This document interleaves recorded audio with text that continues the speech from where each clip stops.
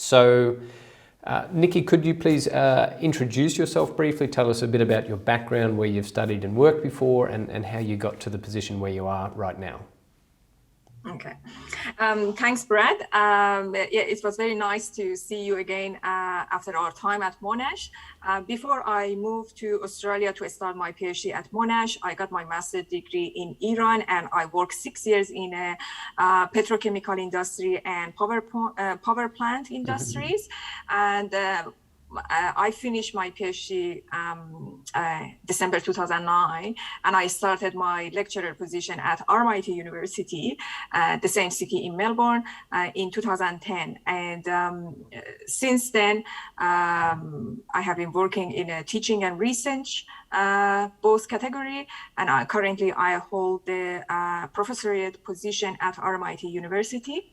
Actually, working in academia is something it's ignited in my heart since the second year of my undergraduate degree, and this due to my passionate lecturers, and especially one of them had made a significant impact on me to really choose academia as my future career. It took 25 years for me to climb to the ladder and achieve the highest position in academia. Long way to go, but I am pleased after 25 years what my dream came true. And currently I am also Engineers Australia Chartered Engineer and Fellow, and I am also a Fellow of the Higher Education Academy in UK. Wow, thank you very much for that very comprehensive overview of your background and where you are today. Perhaps just a little side detour that wasn't in our planned questions, but in Australia we have, I guess, sort of two professional bodies accrediting and representing the interests of chemical engineers, which is the Institution of Chemical Engineers, and of course the journal is the Journal of the Institution of Chemical Engineers, but you also have Engineers Australia, previously known as IEOST. And there in Victoria, you have a joint committee of those two bodies. So do you have any involvement with this joint committee for chemical engineering there in Victoria? Yes, indeed. I have been involved for 8 years, and I have been vice chair and chair of the Joint Victorian Chemical Engineering Committee. And it is very vibrant group. We will tap into the different resources to just to provide the seminar training session, both for engineers in workforce and also for the student in a different university. And actually, I have initiated second year achievement award through that program, which has been supported with Engineers Australia and ICME, and it's running, I think it's now 10 years since I have started this one, which practically is encouraging a student to get connected for either Engineers Australia or ICME. And then in addition of their academic success, we are looking for the students' involvement in a professional body. And by this way, they can be better prepared and better really see what is the future is ahead of chemical engineer, what opportunity is there. And that's fantastic. And it's going strength by strength. So I'm very, very pleased to hear that. So to talk a little bit more about research, because obviously our journal publishes a lot of chemical engineering research as well as some industrial papers. Can you talk about your research? So tell us, for example, what's a current research project that you're working on, and what's the main focus of your work? Okay, sure. I investigate the behavior of the solids residue from wastewater treatment plant with the hope of the energy efficiency for optimization of the energy of the different process unit in a sludge treatment line. I connected to the different industry partners locally and across Australia, as well as internationally, to hopefully to find, by looking at the more fundamental and theory, to find a solution for the industrial problems. Recently, actually in 2020, I have been recognized because of the leading the team who has been developed a design toolkit for the sludge pipeline, because it's Engineers Australia every year identified 30 people who has been developed the innovative solution for industrial and challenging problem in local industry or across the board. So I am very pleased that I have made through that list, and it's 25% of the 2020 awardees were women. Currently, I am working. Thank you. And currently I am working on pilot plant of the sludge pipe loop. We were constructing since last 2 years, very challenging during the COVID time, but I'm pleased that very soon we will be entering the process commissioning of the that pilot plant, and whole purpose is that one to be able to study the pumping efficiency and how better design and operate the sludge pipeline. And this one is significant because of the fast population growth. No longer current treatment plant can expand, and what they should be doing is really try to be intensify and improve the efficiency. Then they can be able to utilize the current facility to treat more wastewater is coming to the treatment plant, because more wastewater, it means more solid is going to be separated from this wastewater, and strengthening the regulation, environmental regulation. We wanted more and more clean water to really release to environment. This means more of the solid material is going, and they have to really increase its solid concentration. And all this theory that we do understand how to design pipe no longer is going to work. It's just 50% increasing the power capacity for the pump to hoping to be a pump no longer is going to work, because it's going to be big pump, and we will go into more zero carbon emission. You cannot utilize it taking so much electricity. So we are working on that one to be able to predict when it is going to be sludge to be taken in our current Melbourne water facility, how it is going to be sludge behave, or what change retrofit is required to be able to be that is a fascinating topic to be working on. I think it's incredibly relevant to our current societal needs, because you're working right at this nexus between water and energy, and I guess population growth as well. So very relevant to advanced developed countries like Australia, but I imagine there could be quite a bit of relevance to developing countries as well, perhaps also building out their wastewater treatment infrastructure. That's a fantastic summary. Thank you very much. So let's move on to talking about the journal, because you are one of our subject editors. So could you tell us a little bit about which section of the journal that you're working for, and what type of manuscripts you typically handle? Okay, I am the fluid mechanic subject editor, and usually I receive the any topic related to fluid mechanic or hydrodynamic related topic in any unit processes, both from experimental side and simulation part. Okay, so that's quite a broad field to work on. So you're covering the experimental work, and I guess with highly non-Newtonian liquids as well, if you have this expertise working with sludge and pipelining, but also into very, I guess, classical work using CFD simulation approaches as well. So you're covering the whole spectrum as an editor. Yes, indeed, because even part of the project we are doing, because our pilot plan is not going to be mimic exactly what it is happening in industry. In industry, you have a kilometer of the pipes, you have much bigger pipe, and we will be looking at the more using CFD to be able to scale up doing that. So I will receive all these sort of different CFD related matter as well. Very good, very good. So tell us a bit about what it's like to work as an editor. So what do you find rewarding? What are the positive aspects of working as an editor for chemical engineering research and design? Okay. Honestly, first thing I enjoy just by providing service. Okay. Service to my discipline, to my society. I feel that this is the all of us shared responsibility in academia, and we have to take the turn and to pay like pave the way for the future generation as they come, similar to what they have done previous people for us that we are sitting here now.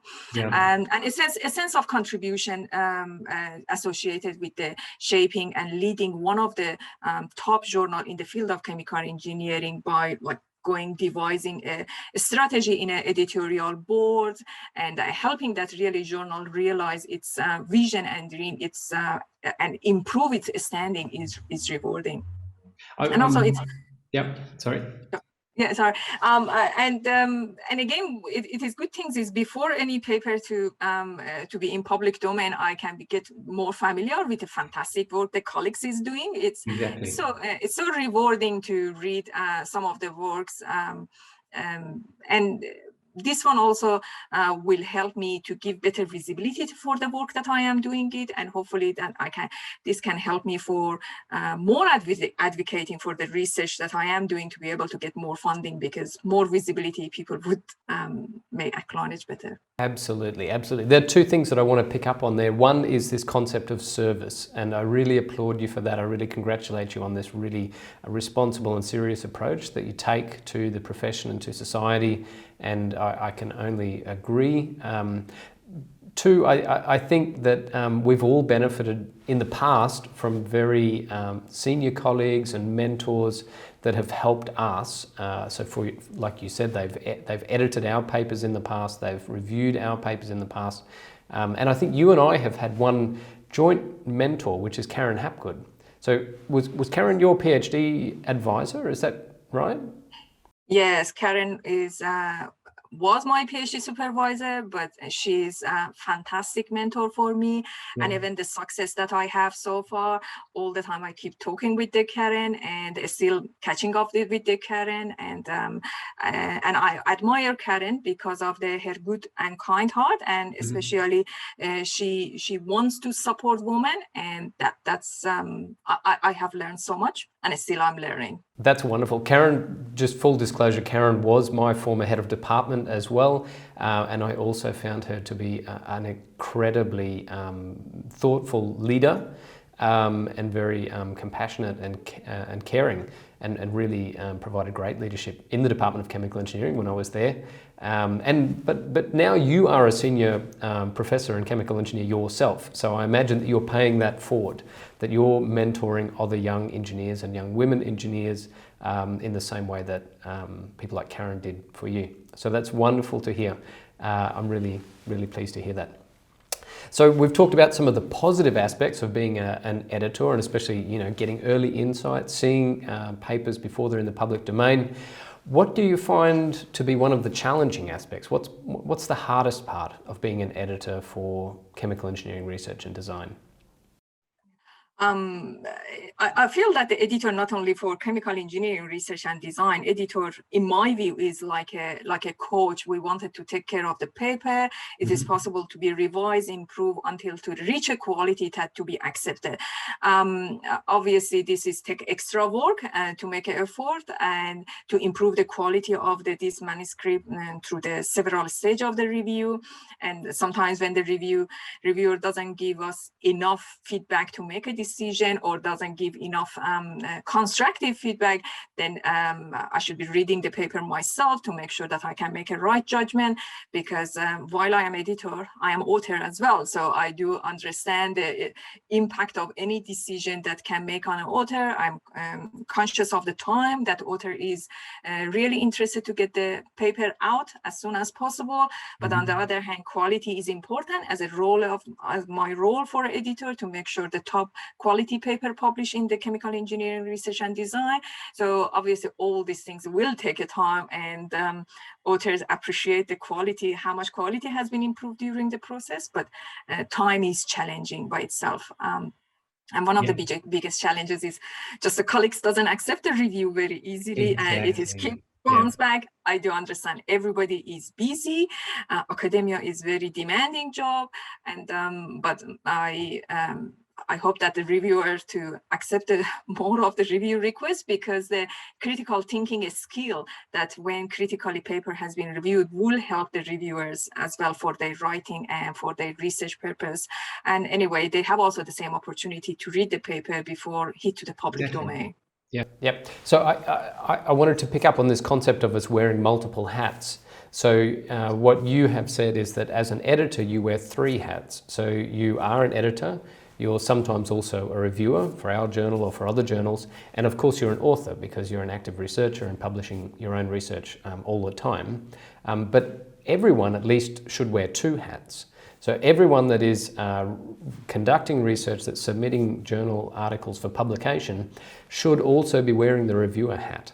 Because if you want to submit your journal articles and receive quality reviews back, you have an obligation, really. It's not sort of written in a contract as such, but you have this obligation to participate in the peer review process, which means that you provide quality peer reviews for your colleagues and for your peers around the world, submitting their research articles. So I would join you in urging people. Of course, we ask people that we invite for review to, if they are a suitable reviewer, to accept the review assignment. But perhaps there are people that haven't been invited yet. And one feature of our journal is that you can add yourself as a voluntary reviewer, so you can flag yourself up as someone who wishes to receive journal articles to review for the journal, and if the editors believe that you have the expertise, they will send you articles for review. So that's something that we had actually only made possible quite recently with our journal. And indeed, it is good opportunity if you will be picked up as a reviewer. Practically, you have been recognized by other people, other scientists, your expertise, and you are expert in the field that they wanted your opinion. So, which is contributing this way. It is good for showing in the CV, and also, as you mentioned, that other people reviewing our papers, so we should be serving them back again. Exactly. Yeah, because we're all part of the global academic community. Good. Do you have any tips for authors? So, you know, from the papers that you receive, are there any sort of common mistakes that people make, or are there, on the other hand, any features that you would really like authors to include in their manuscripts that they are not including at the moment? So, for example, we spoke with Professor Arthur Schweidmann from Delft University of Technology, and one aspect that he raised was that he would like all authors to include the original research data. Or if they've done calculations and simulations, that they should put their code and the output of their simulations as supplementary information or in a repository and linked in their article. So are there tips that you have based on your experience for our authors? I think it's just since also chemical engineering research in design also is one of the Q1 and top journal in chemical engineering field, similar to all top journal, one of the most challenging part often I receive from the reviewers is the innovation part, and innovation is a problem. That's why some of the paper gets rejected. It will be good even if the author thinking is the innovative and topic, but if it is not written clearly through the thorough literature review and providing really convincing and persuasive argument. So it is, while everybody in the field, but they rely on what you have written to be acceptable and convincing enough that there is a gap, there is innovation. And some of the challenging part is that key research question has been addressed is it may not be clear, or even if the key research question has been mentioned, it's the supporting data is not adequate, or it has not been written in a clear way and logical way that can make sense. Please consider people while expert in the field, but they are not doing exactly what you are doing. And it is important to be written very clear and logical way, so it can make sense to make sure your hypothesis is supported with data. Obviously, if people could focus on this sort of topic and ponder it before submission, they can be able to pick up all these sort of issues. And sometimes the conclusion also has been overstated. It hasn't been supported enough with the, with the data. So it is important that it's good to achieve the big claim, but it needs to be supported by the data. Something that I really feel is missing in general from the papers is industrial implication. We develop lots of good research fundamental, but it is very hard for industry colleagues to really read, and they are not interested all detail or number or formula. They want to just say, tell me in a simple language how I can use this one. That would be very pity that our paper is just as good as for academia. We wanted to make an impact. We wanted to make sure this advancement go to the practice and can be utilized. For doing that one, if we would have a section that we talk about the industrial application, how this work can be utilized in industry for improving our current practice, that will be great contribution to our society and to our practice, rather than to be one paper on top of that one and nobody is reading except the academic people. So I feel that we owe to our practice to translate our research to their language. So that will improve really paper. And anyway, that paper will get a lot of citation because of the frequency of the readership. So it's good to do that one. Yeah. Very good. Thanks. Great point. Is there anything that you would like to add to finish up the interview today, in particular about where you see chemical engineering going in the future? I wanted again go back to my time as an undergraduate student. You can see how much academic, like a faculty member, can make an impact on a student because they're really eager to listen to them. I remember my lecturer was saying, chemical engineering is like an ocean with 1 millimeter depth. So this means chemical engineering is very broad topic, it's broad discipline, and essentially can be applicable everywhere. And it is transforming one thing to another. Chemical engineering in the past has been contributed a lot to the developing and manufacturing the chemical process, and also so many things, fuel, drug, many other products. But actually now chemical engineering has immense opportunity to contribute in research, innovation, and practice, especially for this global grand challenges like climate change, clean water, basic sanitation. So much work needs to be done here to be able to develop and shape our future, like sustainable future for the benefit of the society and like a worldwide. And yeah, so much work can be done, chemical engineering, and they can be very crucial role player in this field. That is a terrifically upbeat and optimistic way to finish this interview. I want to say thank you so much for your time today, Nicky. It's been really personally a pleasure for me to see you again and to hear from you. I am thrilled that your chemical engineering career, your academic career, has really flourished there in Australia. And that is just wonderful, but most of all, you are a really active and integral part of our journal, Chemical Engineering Research and Design. I thank you for your work as an editor. I thank you for your time today to share with all of our viewers, our readers, our authors, our reviewers, your insights and your encouragement to them. And especially, I hope that some young engineers or people that are even considering to study chemical engineering see this video as well, because I find you to be terrifically positive and optimistic. Just wonderful. Have a great day. It's morning here in Europe. For those that are wondering, I'm conducting this interview from Germany. Nicky is answering the questions from Melbourne in Australia. And that in itself shows a little bit how global chemical engineering and how global our journal is. So have a great evening, Nicky, and thank you very much. Thank you so much, Brad, for providing this opportunity. Then we can talk about our passion in both in research and how has been developed since the teaching of wonderful people in our life. Thank you. Have a great day.